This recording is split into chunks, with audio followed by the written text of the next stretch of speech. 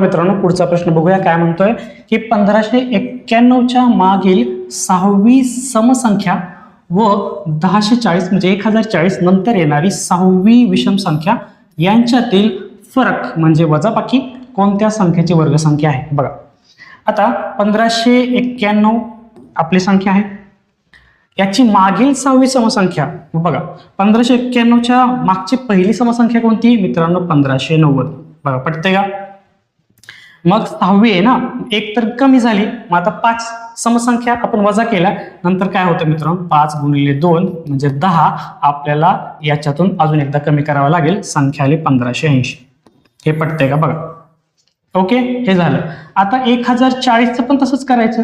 1040 नंतर येणारी पहिली विषम संख्या आहे 1041 आणि त्याच्यानंतर 6वीच विचारले ना, एक तर ही झाली. आता परत 5 विषम संख्या पुढे घ्या म्हणजे 5 गुणिले 2 म्हणजे 10. 10 याच्यामध्ये ऍड करा, किती झालं? 1051. म्हणजे ही एक संख्या मिळाली आणि ही एक संख्या मिळाली. आता यांच्यातील फरक म्हणजे यांची वजाबाकी मित्रांनो, यांची वजाबाकी करूया आपण. काय केलं? 1580 आणि 1051. चला मित्रांनो वजाबाकी करा. 10तून 1 गेला 9, हातचा आला 1, 8तून 6 गेले 2 आणि 15तून 10 गेले 5. मित्रांनो ही कशाचा वर्ग आहे मित्रांनो? 23चा वर्ग हे आहे 529. आपलं उत्तर आहे ऑप्शन क्रमांक 1 23 हे उत्तर आहे की यांच्यातली फरक कोणत्या संख्येची वर्गसंख्या आहे. बरोबर समजलं? उत्तर आहे 23. चला पुढचा प्रश्न घेऊया आपण.